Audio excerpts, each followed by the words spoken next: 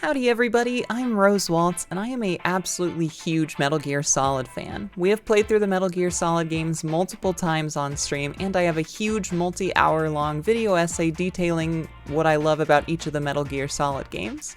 So when Konami announced they were making a remake of Metal Gear Solid 3 called Metal Gear Solid Delta, I was apprehensive. Biases out of the way early, I'm kind of a Kojima fangirl, so the idea of remaking his work without him involved always seemed kind of weird to me. And beyond that, I think Metal Gear Solid 3 is still, like, a really good game. I'm pretty anti-remakes in general. I don't think they add a whole lot to things. And Metal Gear Solid 3 in particular doesn't feel like it has a lot of improvements that really need to be made, especially with it now being released on the Master Collection so people can play it on, like, modern hardware. I just don't see a reason for a remake to be made, but I decided to put away my biases for a little bit and actually try out Metal Gear Solid Delta and see if Konami did right by it. As the release date of Metal Gear Solid Delta got closer, I started to think about what I would actually want from a remake, and I think in my eyes, my hope was maybe just the exact same game and with better graphics. I don't really think they need to change the gameplay or any of the cutscenes or any of the voice lines.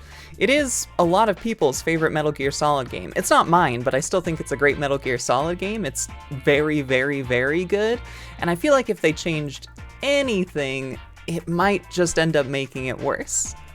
Spoiler alert, that's kind of what ended up happening. The game is ostensibly the exact same game as Metal Gear Solid 3, but just with a newer coat of paint. I think that's a good thing, but I'll put my final thoughts on it at the end of the video. In the meantime, let's go through the gameplay and the playthrough.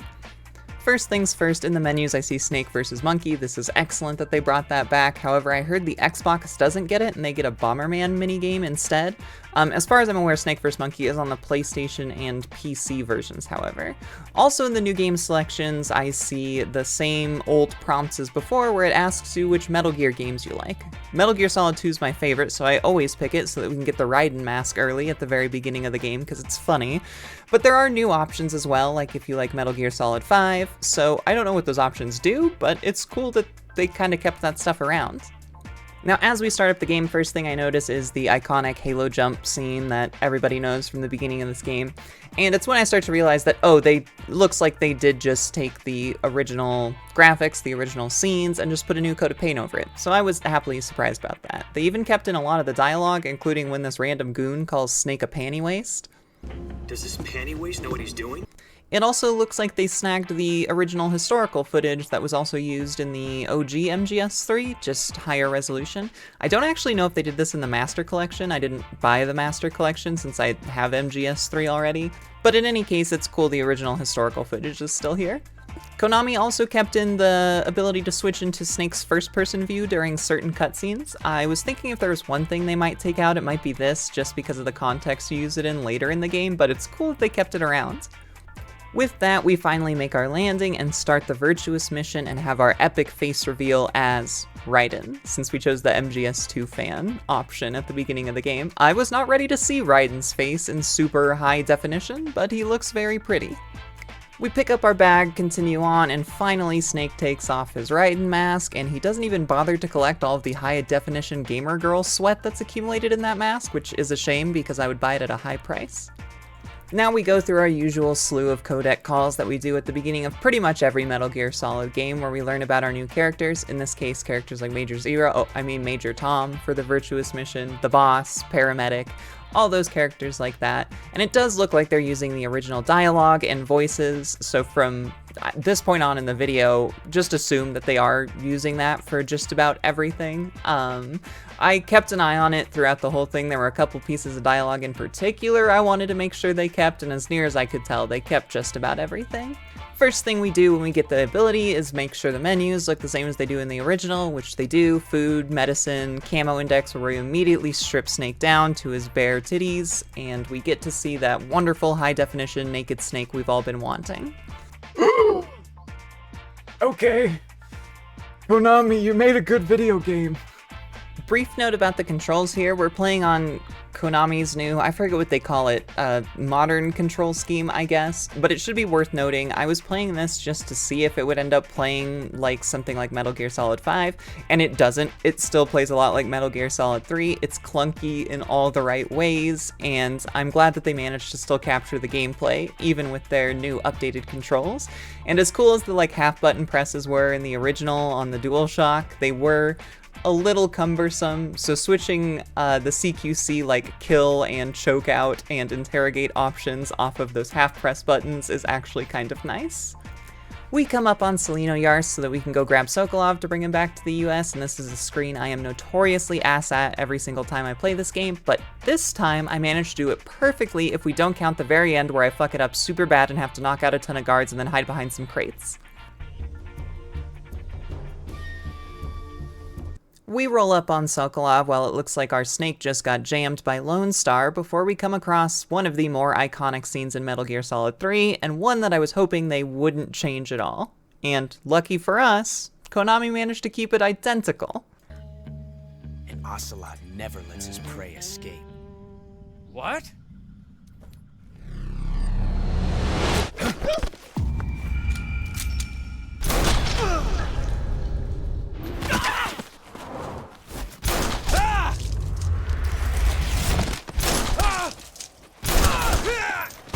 Here it is!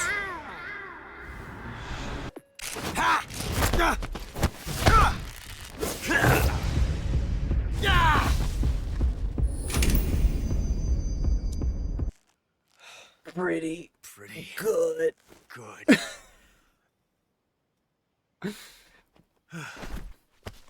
Now that we've witnessed Ocelot's meow and the You're Pretty Good scene that was a catalyst to many a Yaoi fanfiction, we can finally go on and proceed to finish the virtuous mission. However, as we cross the bridge with Sokolov, we run into the boss and this game's gang of supernatural goons, as well as Volgin, whose lightning looks really good now that it's not making my PS3 Slim go to like 3 FPS during every single one of his scenes. The boss then gives Snake the beatdown of a lifetime as she dismantles his gun, breaks his arm, and even throws him off of a bridge. But, good news for Metal Gear fans, we learned where Snake gets that iconic headband from. Well, sort of. Different Snake, but still. The boss also gives Volgin a nuke as a sign of, good faith that her defection is real, only to then be surprised when he immediately uses it in the helicopter. Thanks to our inability to create a time paradox, Snake manages to survive his fall off the bridge, survive being carried away by the rushing current, and even mend up his broken bones and wounds, and even survive a nuclear blast that seems way closer than anyone should be able to survive one at. With that, our virtuous mission ends in complete and total failure, and we get to see one of the few changes that Konami did make to this game, which in this case is the title intro sequence. It looks like they re-recorded the Snake Eater vocals as well. I actually don't hate this. The new, cinematic intro trailer looks really good, and it actually manages to be a good trailer of a few key plot points throughout the game, and the new Snake Eater recording sounds good, so overall, I'm fine with it. With the intro over, we can actually finally start on Operation Snake Eater, which the game is named after. Major Zero lets us know that this mission is only happening as a way for America to prove its innocence when Lyndon B. Johnson and his massive hog called up Khrushchev and claimed that we had no involvement in the nuclear blast whatsoever, and the only way to prove that is by killing the boss, killing Volgin, and disabling the Shagohod, which Snake has to do, alone. Well, almost alone. We're told to meet up with an agent codenamed Adam who's allegedly infiltrated Volgin's ranks. So we finally land, not with a halo jump this time, but we do still hit the tanker pose.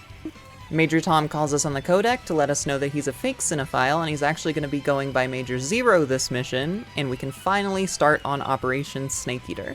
Well, we would be able to start it if the boss didn't show up on a big cool horse, dismantle our gun once more, and show us her cool gun that shoots bullets badly. After that reality check, we continue on to go meet up with our informant Adam, and I managed to get caught almost immediately on a screen that has been exactly the same as it has been since the game first released. Luckily, it's nothing a little bit of remembering the basics of CQC can't solve, and we continue on like normal until we make our way back to Tselinoyarsk. We meet a definitely not suspicious character that doesn't know the secret super special passphrase they're supposed to know, but she shoots her gun cool, so Snake's on board. We also get one of the best uses of Snake's first-person vision during cutscenes, where we can take a really good look at the really excellent cloth and zipper models that Konami created for this game. Ava goes ahead and tells us a plan, gives us a scientist suit that we will never use because we're doing a Naked Snake playthrough, and Snake gets to have a little autism moment about the gun she gave him. Incredible. Do you like it? The feeding ramp is polished to a mirror sheen. The slide's been reinforced, and the interlock with the frame is tightened for added precision. The sight system is original too. The thumb safety is extended to make it easier on the finger. A long type trigger with non-slip grooves. A ring hammer. The base of the trigger guard's been filed down for a higher grip. And not only that, nearly every part of this gun Okay, has been Shadows. expertly crafted and customized. Snake wakes up the next morning and we get ambushed by the Ocelot squad. You would think after playing this game tens of times I would have a good strategy for the Tselinoyarsk screens, but I don't. I hide in the locker that never works, and when things break bad I just CQC everybody. I see him! Ow. That didn't work at all. Why did Snake have to close the door? We find out that Ava's been captured by Ocelot. Ocelot kept the Yowie bullet that managed to jam his gun when he met his first crush, Snake, and Ocelot gets surprised by the feeling of a woman's boob. We also start to get the first little inklings of the revolver Ocelot that he will turn into by the first and second game. However, we also learn that The engraving gives you no tactical advantage whatsoever. and Snake challenges Ocelot to a man-off, which he loses because he can't count to 6. Our pathetic Pookie gets creamed again, and not in a good way, and Snake stops Ava from committing a time crime. At this point, we now get access to the best item in the game. However, on our way to get it, we have to remember to take the leeches off that are trying to get the delicious blood out of Snake's thighs, and also find out that the high-definition eating cutscenes are actually kinda grody, but in a cool way. With the croc cap acquired, we now have our uniform for the entire rest of the game. The Naked Snake outfit and the croc cap. It's worth noting this game actually lets you put on and see the funny headpieces and stuff like the croc cap in cutscenes, but I didn't find this setting until very much towards the end of the game. We come across the electric fence where everybody gets blown up by claymores the first time they play this game, and I'm convinced that there's more dogs on this screen than there were in the original, but I also might just be hallucinating it. Next is the little mini base with the helipad. This screen is large enough that it's pretty easy to stealth through, but we do want to make sure to grab as much of the ammo and the food that we can on this screen because there are little weapons houses and little food storage houses. We once again come across our favorite pathetic bullyable man, and he shows off his cool gun spinning skills. A skill that I tried to learn when I was younger by imitating this scene, a skill that managed to get me no girls' numbers, if you can believe that. First fight through, Ocelot manages to kill us with his bullshit ricocheting cheating rounds, admin he doing it sideways, and we watch the entire Snake is dead screen, and it does a fun little thing where it turns into time paradox. Cute. Second fight though, I managed to shoot off his hat, and I show my chat room that you can just skip the cutscene where he's reloading and you can actually shoot him during it. Cute little fourth wall break. Then the entire arena gets covered in bees. The pain is coming. Ocelot uses gun twirling to make sure none of the wasps get him, I guess, and we just have to dive into the ravine. This next area is pretty notorious for being pretty much entirely pitch black. If you don't have the thermal goggles or can't find the torch that's hidden in the cave, you'll be stuck here for a while. However, there is a fun little mechanic where if you're down here for long enough without any special lights ruining your vision, you'll actually get Snake's eyes adjusted to the dark. I'm actually not sure if it's still in this game or not, because I managed to find my way out of this cave in like a minute and a half, but I'm assuming they've kept it since they kept everything else. That super fast time in the caves has also brought my average time spent in this caves per playthrough up to like 29 minutes. Next up, we do come across the Pain boss fight, a boss fight that is, in all honesty, really only difficult because of how clunky Metal Gear Solid 3's controls are. Now luckily, Konami also didn't really change the controls that much, so it's still super clunky, which means it's still a pretty fun fight. It feels just like the old days. However, I am convinced he has a new move where he can throw 4 grenades at you instead of just 1, but that might have been in the old games and I just don't remember. This fight plays out exactly like you'd remember. When the pain throws the bug stink juice at you, you jump in the water to wash it off. When he throws the sniper bugs at you, you jump in the water to not get hit by them, and if you do get hit by them, go into your medicine menu and carve them out with the knife. And then when he goes Tommy gun, hide behind a rock. As the fight progresses, we'll have to throw grenades at him to get his bee armor off of him, and we become the titular Snake Eater. With the pain defeated, we get the least dramatic Cobra unit death cutscene of all time.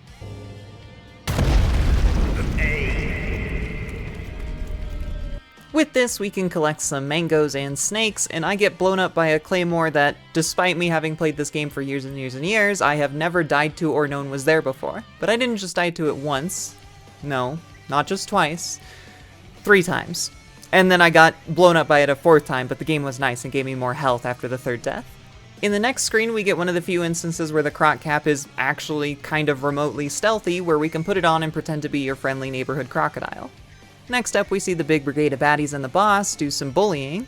Volgin shocks holes right into Tatiana's pantyhose. God, I wish that were me. Ocelot shows Sokolov his new routine for the school talent show. And Sokolov gets so excited he has a Metal Gear moment.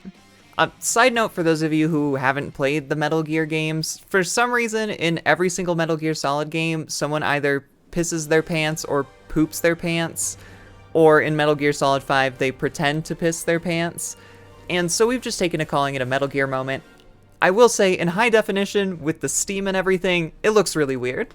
Another fun Metal Gear Solid 3 fact, you can actually pick up a sniper rifle the screen just before this cutscene, and when you get control back to Snake, you can actually kill the ends before he gets wheeled back into the little armory place. And it does count as a 1 boss fight. You just have to dodge the giant tire that tries to kill you from the grave. We didn't do it this time because I was trying to do a no kills run, but fun little fact. Somehow my enemies don't fall for my naked man in a crocodile head outfit, and we have to run to the next screen super fast so that when we do die, it'll reload us on that screen. This next section is what you would normally use the scientist outfit for, but I don't cosplay as nerds, I shove them in lockers, so we take our fit Chad alpha body and we just go storming into the place. We make sure to bully as many nerds on the way as we can for their lunch money before meeting up with Groznyj. In Groznyj, we managed to spot our Zone of the Enders reference. My beloved Zone of the Enders reference! And then learn all about the Metal Gear and the bipedal weapons, and more about the lore, and more historical footage. It's great. David Hayter says his iconic line. Metal Gear. And then Groznyj toasts to capitalism. On our way out, we make sure to bully some more nerds and extract a bullet directly from our brain. At this point, I want to bring up one glaring issue I had with this game, which was the performance. I don't have a terrible PC rig, but for some reason, every time I loaded a new screen, this game would make my entire computer chug for like 3 to 15 seconds. It was super strange and not a huge deal as you're going through the game normally, but for those of you who've played and know, especially at the end of the game where you're changing screens like every 2 seconds during the chase sequences, it got pretty miserable. I don't know if this was just an issue I was having or if it's a performance issue the game has overall, but something that's probably worth noting. Next up, we run into my favorite Cobra unit member, the Fear. It's also worth noting at this point I had been caught on nearly every single screen, which normally isn't an issue, but I'm starting to realize I'm running pretty low on resources at this point. The Fear fight goes exceptionally well. We just shoot him thanks to having the thermal goggles that we picked up earlier, which, in case you're wondering where they are, when you go back to Tselinoyarsk before you meet Eva, you can find them in the locker there. He didn't do any of the things where he climbs down from the trees and tries to get food though, so we didn't get to do any fun Easter eggs on him. He just died super fast. However, I made a fatal mistake. For those of you who have played this game, you know ammo shows up in boss fights so that you don't run out of ammo in boss fights. However, I used my last bullet to kill the Fear, and once the screen transitions out of the boss fight version, I could not find any ammo on this screen at all. So we're going into the next section completely dry on tranq bullets. However, with the limited ammo, our next screen is a real pain in the ass. It's that multi-level storage facility, which means sightlines everywhere for the enemies to see, no easy way for us to get to them or get down the stairs super safely, and without any way to take them out at a range, this is going to be a pain. We try slowly crawling, we try falling from the 2nd story, we even try using the box. However, it turns out Volgin must also train his goons in mail processing because we get figured out almost immediately. However, eventually we do manage to find a way out. Using our patented falling crocodile technique, we find out that we can actually fall on the first guard that's on the second floor if we wait for him to path all the way over to the stairs. From there, we can wait for the closest bottom floor guard to cross over where the hanging spot is on the second floor, and while the farthest guard has his back turned, we can fall behind the closer guard, take him out, and then slowly go around to CQC the third guard. Easy peasy. Took way longer than it should have. Why did I not just pick up bullets? Unfortunately for me, there are, as far as I know, still no bullet spawns for a little bit, and we have to go through the forest before getting to our next boss fight. However, these are a couple of my favorite screens in the game. They're super wide open, there's a ton of different paths you can take to get to the next screen transition, so this is just a really fun stealth encounter. That is, however, until I got hit by the Bloodborne Classic. Or, well, actually, I guess Metal Gear Solid 3 came out first before Bloodborne, but as far as I'm concerned, any one of these like hanging spike traps is the Bloodborne after how devilish the one in that game is.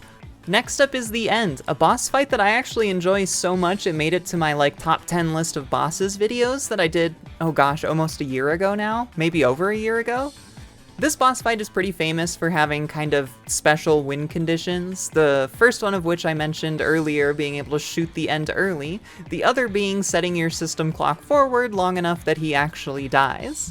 While I didn't do that method this time around, it is confirmed to be in Delta 2, which is cool. It was kind of a weird gimmick thing that I wasn't sure if they would bring around, so I'm glad they did. However, I love just the traditional boss fight. It's you and this other enemy sniper with super camouflage, kind of like having this really long epic shootout / chase sequence over the course of like 3 different screens. It's a really awesome boss fight, and I love it a ton. You should totally try it the normal way if you're playing this for the first time.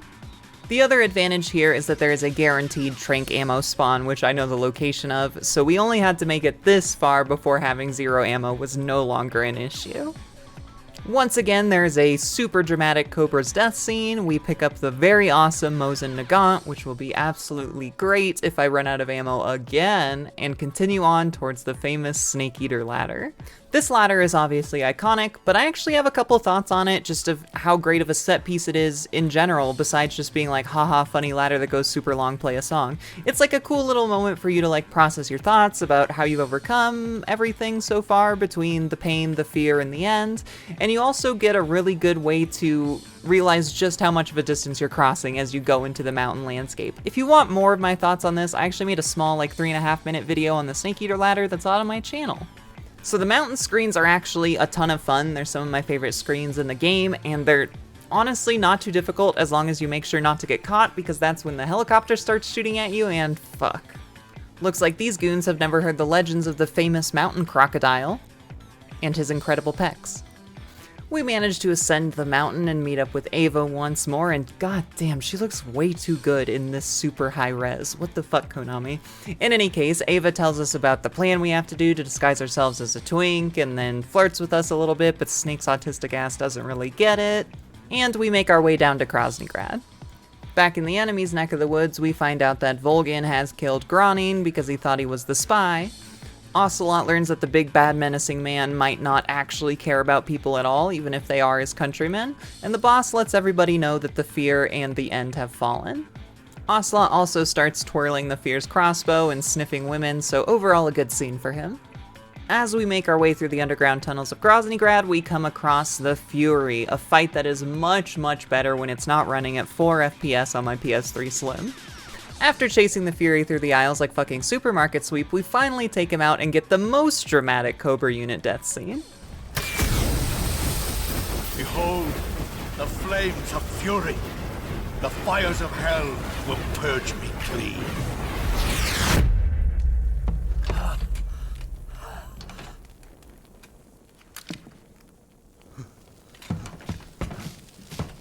I can see it. Mission Control, do you read me?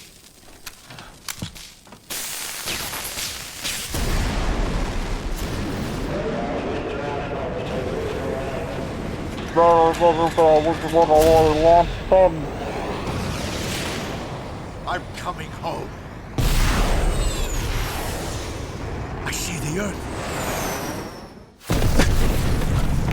With the Fury out of the picture, we can come up out of the sewers and Crocodile Man can start to make his way into Groznyj Grad.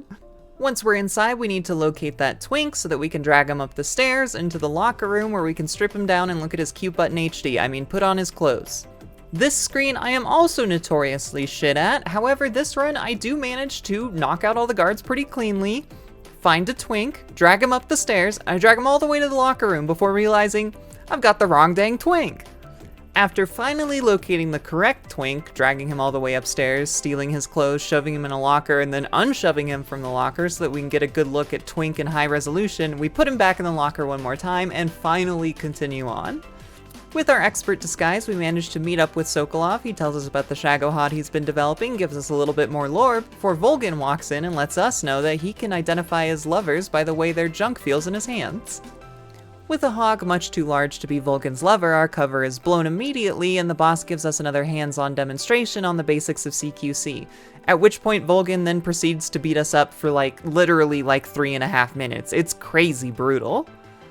Up next is one of my all-time favorite cutscenes in the entire game. I just think it's a super cool scene. There's not technically a mashing torture sequence, but this is kind of like your Metal Gear torture sequence of this game. Volgin orders the boss to cut out your eyes, and she almost does if it wasn't for Tatiana saving you at the last second, which makes Ocelot think that she might be a spy, so he plays one-man Russian roulette with a little juggling twist to it, but Snake's able to identify right where the bullet is, and we learn where Big Boss's eye patch comes from.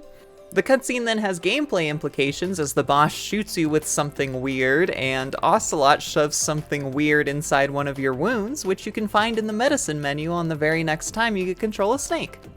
This is a fun little throwback, I think, to in Metal Gear Solid 1 when Ocelot plants the bomb in your bag after the torture sequence. It's kind of the same thing, but this time it's a tracker where if you don't take it out, the Ocelot squad will absolutely beat your ass on your way to the waterfall later. Oh, also, a spooky ghost gives us a codec number to call. I don't know how I forgot about that. We call the number on the codec and the jail door magically unlocks. We manage to escape, but only just barely, and by utilizing a strategy we learned from a Limp Bizkit song. Our boyfriend Ocelot manages to catch us in the sewers and loads his revolver with the Yowie bullet. With no other options, Snake jumps from a million stories into the air into the raging river and somehow survives using protagonist energy, leaving Ocelot to once again lament the fact that he has managed to let his rival escape. Next up is the Sorrow, a boss fight that is notorious for punishing people who actually kill anybody during Metal Gear Solid 3. In our case, we had been doing a non-lethal run up to this point, so we only get the guaranteed Cobra units. They explode, so they show up in these boss fights since technically they're dead no matter what you do. For some reason, the Sorrow also threw a bunch of fish at us. I think we only ate 3 fish in the entire game, so I'm guessing the Sorrow was just trying to offload the stock he couldn't sell. At the end of the Sorrow fight, there's actually a bit of a puzzle, which the first time I played through this game I only ever solved because I had to ask a Metal Gear IRC chat how to beat this boss. That wasn't really a joke, I guess, I just wanted you all to know how old I was that I was using IRC chats when I was younger. We wash up on the shore and Ava tells us to meet her behind a waterfall. During this section, we get to meet the absolute GOAT of Metal Gear Solid 3. That joke was a lot funnier when it was written down in the script, I swear. Once we're behind the waterfall, Ava rides through it, getting her clothes all wet so she has an excuse to take them off, and I certainly have no qualms because this is one of the cutscenes where they give us Snake first-person vision view. Ava turns the seduction up to 11, and this time it kind of works on Snake, well, up until it doesn't. Ava gives us the C3, and now our goal is to go plant this C3 in the Shagohod hangar room to blow it up. Once we make our way to the Shagohod room, we get a great place to use the Mosin Nagant and just snipe everybody in the room. I even make sure to trank all the nerd engineers as well. I then, as per usual, can never find the 4th tank that we're supposed to plant the C3 on, and manage to run around so long that almost everybody wakes up and we have to do the tranking all over again. At this point, Snake makes a little butterfly, has a little too much fun playing with the plastic explosive, and at this point you've probably noticed that I found the option in the menu to turn on the hats during cutscenes, so be ready for that croc cap for the entire rest of the game. Volgin, Ocelot, and the boss managed to capture me and Ava revealed to be Tatiana at this point. And in classic action movie villain cliche, Volgin decides to monologue about his entire plan before killing us. Volgin challenges us to a fight, and Ocelot tries to get in the way of both of us before remembering that his boss has supernatural electric powers and he probably shouldn't get in the way of that. Once we're in the arena, Volgin electrics off his clothes so hard he starts to look like a man on fire and prepares to beat the shit out of Snake. Luckily, Ocelot remembers that he should probably do his boyfriend a favor. Snake!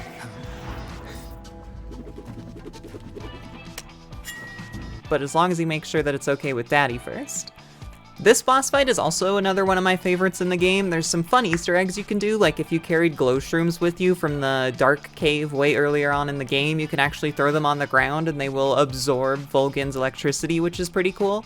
One change they did seem to make here is there are now prompts on screen for when you can CQC Volgin. This was always my strategy anyway, which was whenever he's not completely covered in electricity, you CQC him and then you shoot him in the face with the trank gun as he's standing up. It works pretty well most of the time, and it still works well in this game. The fight is still as much of a pain as it was in the original. You need to make sure to go prone when he does his big bullet spray all around him thing. You need to make sure to roll over the like triangle electricity on the ground, which I always screw up every single time. And you need to make sure to identify which of the like two-pronged lightnings, whether you need to go inwards or like go outside around them. It's still a pain in the ass fight, and I love it. Once half of Volgin's life is gone, phase 2 starts, but not before a really cool cutscene where Ocelot finally stands up to Volgin. He uses his revolver bullets to redirect Volgin's lightning and then shoots us the "you're pretty good" gesture. With Volgin defeated, we need to escape as quickly as possible, and we barely manage to run out in time before Ava picks us up in a motorcycle to get us away from the big explosion. Snake and Ava start to have a little heart-to-heart before we get a very classic iconic moment where the Metal Gear of the game roars. It's so cool! It's good. I love when it does this. The Shagohod is also one of my favorite Metal Gears ever. I love that it's like drill hands can also be used to like crawl around. It's very cool. Up next is a classic on-rail shooter section. Not my favorite parts of Metal Gear Solid games. The one in 4 is especially difficult for me. However, in this one, it's not so bad. You do kill enemies in like one trank shot no matter where you hit them, so it's a little bit easier. But one thing I haven't talked about with Metal Gear Solid Delta is they changed the trank gun. This thing has bullet drop like crazy, and it makes this section so goddamn impossible. This is also where my performance issues got terrible. With how many screen transitions there are during this section, my game was stuttering, my whole computer was chugging for like 15 seconds every single transition. Eventually we started playing around with some of the like shadow settings and some of the stuff that I always normally turn off in games, like ambient occlusion and stuff like that, and it seemed to help a little bit by the end of it, so I don't know, not the best performance, but we managed to make something work in the end. It's worth noting this on-rails section is also where non-lethal runs go to die. I have no idea what counts as a kill during this section. If you trank anybody driving a vehicle, they almost always drive into somebody else and cause a big explosion, so between the Sorrow and now, I will always go from 0 kills to at the final scorecard having like 2 or 3. It's a bummer, I'll figure it out one day, but it doesn't happen this run. Eventually, Ava and Snake make it to a bridge, where then you have to snipe C4 that's been planted on the bridge to drop the Shagohod into the water. It looks like you finally won when, lo and behold, Volgin managed to just drop off the dump truck ass of the Shagohod and crawl back up with his drill hands. And now starts the, like, final Volgin boss fights. It's a little two-phaser where you use the rocket to like shoot the treads of the Shagohod so it'll stop rotating, and then you get around behind it and you shoot it, or you stop the Shagohod and then you shoot Volgin with the trank rifle in phase 2. It's a really cool fight. I don't know how people do this if they don't know about tactical reload, which if you've never played a Metal Gear Solid game, if you unequip and re-equip your weapon, it will auto-reload. So with the rocket launcher, you can shoot infinity times in a row, especially since you have infinite ammo on Ava's motorcycle. It's a really cool section, and I love it a lot. I don't know how I did this the first time without knowing that trick, though. It must have been a real pain in the ass, but the fight is great once you know that. Ava and Snake are also super cute here. They're super action movie romance tropey, and the Metal Gear Solid music starts kicking in and it's super good. It's just a very cool final action sequence that I love. And when the fight's over, Volgin also has a really cool death scene where he gets struck by lightning and all of the bullet belts that he's equipped all over his outfit, all the bullets start to go off and shoot his body, and it's really fucking awesome. However, the on-rails sections aren't over. Goons are starting to chase you, and you gotta make your way all the way through the forest. There's like 5 or 6 screens here, and there's hover guys, and there's trucks, and there's motorcycle guys, and with the Trank Dart drop-off that Delta added, this section is hard as hell. Unluckily, at the end of this section it puts you into cutscene mode, which means you don't have control to shoot the tree that's in y'all's way, and Ava unfortunately crashes the motorcycle. Ava gets impaled, and Snake lets Ava know just how much he needs her, in his own special way. Paramedic lets us know that we can now use the medicine menu and the food menu on Ava as well, and we take the opportunity to not only patch up her wounds, but check her medical chart to see that she has had a boob job. She's just like me for real. This section is pretty infamous for being a really awkward escort quest right at the end of the game in between these cool action sequences. It's honestly not too bad after you've played it a few times. The secret is to just run ahead a little bit, kill all the enemies that spawn, and then just take Ava over. It takes a while, but it's not the worst thing in the world. Eventually, Snake and Ava make it out of the forest into where the wig is landed, and Snake lets Ava know that the boss is waiting for him. This is one of the most famous boss fights in the entire Metal Gear Solid franchise, the fight against the boss. She's been beating your ass consistently in cutscenes the entire game, and it's finally your chance to get back at her.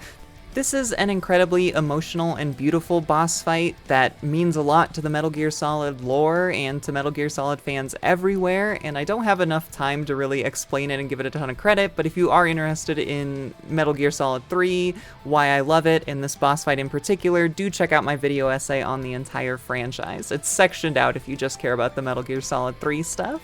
This boss fight was one I was kind of worried that they would mess up. It's famously a pretty difficult boss fight. Most notably, the boss will go in for CQCs every once in a while in the original, and the timing to anti-CQC her is not immediately apparent. In the original, as the boss's health got lower, that window to anti-CQC her would also get tighter as well. They did change that a little bit in this game, though it makes it easier, and that's a bit of a bummer, but it also makes it more understandable and not like this kind of mythic timing that no one really understood and everyone was just guessing on GameFAQs forums back in the day, so I guess that is an improvement. In any case, the boss fight plays out almost identical to the original, with the exception being the CQCs. Now when the boss CQCs you, you'll get a little mini QTE. The screen will go slightly slow-mo, and you will have to press, I think it's R1, whatever the attack button is, in order to anti-CQC the boss. As the fight goes on, there will be more places where you have to hit the anti-CQC button correctly during this sequence, and the window will get tighter. So they did at least keep that aspect of the original. Overall, this fight is still excellent, it's just a little bit easier because the mechanics are more clear, for better or worse. At the end of the fight, we get the very somber cutscene where the game forces us to kill the boss because I refused to pull the trigger during that cutscene, and we also come face to face with the horse that will somehow come all the way to Costa Rica and help us kill Peace Walker in Metal Gear Solid Peace Walker. We make our way back to Ava and start to plan our escape before we're once again rudely interrupted by Snake's boyfriend, Ocelot. The two explore each other's bodies with a little grappling in a section that will eventually get called back to in Metal Gear Solid 4 during one of the best boss fights of that game, before it finally comes down to a final draw to the death. Ocelot puts his Yowie bullet in one gun, juggles them around for a bit, and places them both on the floor. The player gets the option to choose either one of the guns. Ocelot will pick up the other, and they both shoot each other until all of the bullets are gone from the revolver's chambers. However, eventually that bullet does go off, the screen fades out, and it turns out it was a blank all along. I adore this sequence a ton. I think it's incredibly goofy, and then Ocelot just rolls out of the wig, and he looks really stupid. It's great. With Operation Snake Eater officially over, and with Snake and Ava having made their escape, they finally get their chance to drink some wine and shag on a tiger skin carpet. The next morning, Snake awakes to find Ava gone and the Philosopher's Legacy stolen, only to realize that Ava left a recording letting him know that she was actually a double triple agent, and was planning to take the Philosopher's Legacy back to China. Snake then returns to the US, where he is finally given the title Big Boss, a twist that probably surprised a lot of people when this game first came out. We also get a scene where Snake doesn't shake someone's hand, another key moment that does come up in the climax of Peace Walker. In the final scene of the game, Snake goes to visit the boss's grave, and we and everyone in Twitch chat salutes. The credits roll, and in typical Metal Gear Solid fashion, after the credits, we get a little cutscene where Ocelot lets us know that he was a quintuple mega agent, and he actually gave fake Philosopher's Legacy to Ava, so they had the real Philosopher's Legacy all along, and it turns out the Philosopher's Legacy is not actually that big of a deal unless you play portable ops. So with that, we have beaten Metal Gear Solid Delta, and I can pretty staunchly say that it's a good game, and the reason it's a good game is because it is almost exactly identical to Metal Gear Solid 3 in pretty much every single way, with the exception of a couple boss fight CQC things, and the updated graphics, and the updated intro song and video. This does, however, leave me at a crossroads, in which this is, in my opinion, this was maybe my best outcome to come from Metal Gear Solid Delta, to keep the gameplay as true to the original as possible, so that I was worried it would be bad and people would play this and not want to play Metal Gear Solid, but that doesn't seem to be the case. The flip side is, I don't know why I would ever play this over Metal Gear Solid 3, like the original.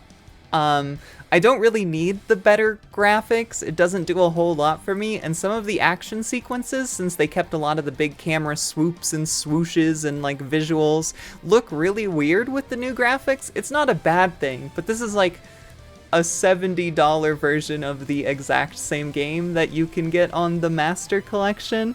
So yeah, it's good, because it is Metal Gear Solid 3. I don't know if it's worth it, but it is probably the best outcome I could have hoped for.